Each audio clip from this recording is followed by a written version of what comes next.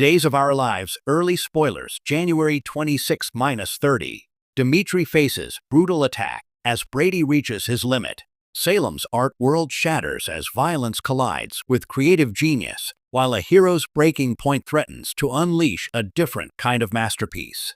Salem, USA, in a town where love is a battlefield and secrets are the currency. The week of January 26-30 on Days of Our Lives promises to transform Salem's elegant galleries and corporate halls into arenas of raw, human desperation.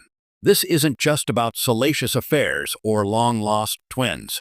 This is about the brutal collision of artistic aspiration, festering resentment, and the terrifying moment when a good man's compassion finally runs dry. At the center of the storm, a controversial artist facing a literal blowback, and a perennial savior discovering that his greatest strength may also be his fatal flaw. The episode arc, teased by producers as a study in crimson, begins not in a police station or a hospital, but in the sleek, minimalist space of the Salem Horizon Gallery. Dimitri von Leer, Peter Port, the enigmatic and shrewd artist whose recent installations have polarized the town, is preparing for his most personal showing yet. An exhibit titled Facades, The Illusion of Redemption. Sources close to the gallery whisper that the collection features haunting, abstract portraits of several prominent Salemites, their flaws and secrets rendered in stark, unflattering strokes. While the art critic for the Salem Spectator has hailed it as brave, brutal psychoanalysis in acrylic, those depicted are less than amused. Dimitri thinks he's holding up a mirror, but he's just throwing stones from a glass house. An anonymous source, believed to be a subject of the portraits, fumes. He's made a career out of aestheticizing other people's pain. It was only a matter of time before someone decided to give him a taste of his own medicine. That medicine arrives in a shockingly visceral form. On the evening of the exhibit's VIP preview, Dimitri is found in his back studio, the pristine white walls now a horrific canvas of their own. He has been the victim of a brutal, targeted attack. The assailant, wearing a grotesque mask reminiscent of the figures in Dimitri's own paintings, used not a conventional weapon, but a heavy, customized framing maul, a tool of the art world turned instrument of vengeance. The message is chillingly clear. This was punishment, not merely robbery. This attack is layered with symbolism, analyzes Dr. Beatrice Marlowe, a cultural anthropologist we consulted. It's a meta-critique enacted through violence. The attacker isn't just injuring Dimitri, they're critiquing him, using the tools of his trade to deconstruct his very person.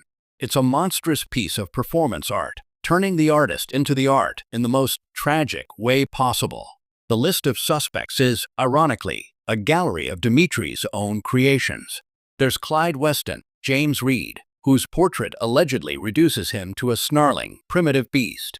There's Everett Lynch, Blake Berry's, whose depiction reportedly plays with fractured perception, hinting at his duplicitous nature. And then there are the personal entanglements. The ex-lovers he's discarded, the business partners he's outmaneuvered. Detective Jada Hunter, Alea Cantu, is faced with a crime where every clue feels like an artistic statement, and every potential witness is a subject with a motive.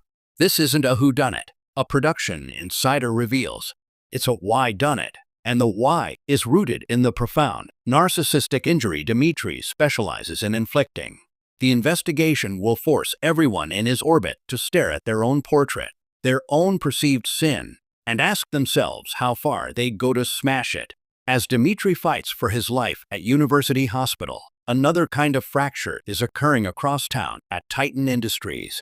Brady Black, Eric Martsolf, Salem's archetype of the passionate, tortured hero, is reaching a precipice.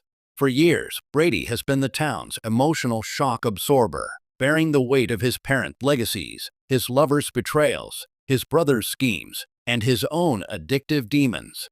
His heart, his most celebrated and exploited feature, is finally sending out a distress signal he can no longer ignore. The catalyst is a perfect storm.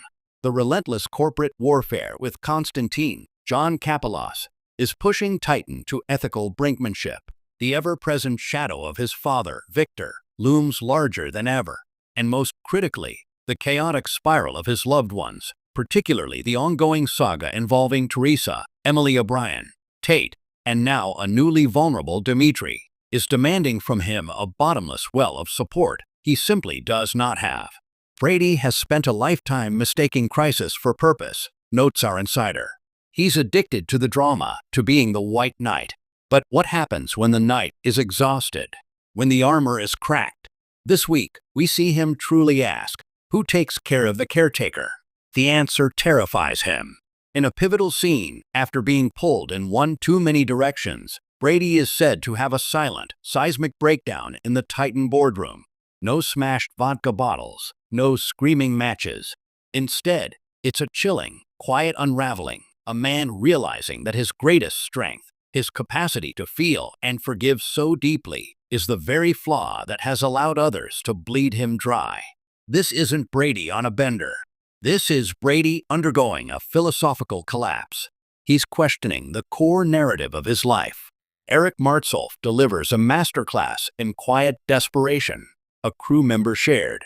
You see him calculating the cost of every tear he's dried, every crisis he's averted for others. And he decides the balance is in the red. The Brady who emerges from this week is not the one Salem is used to.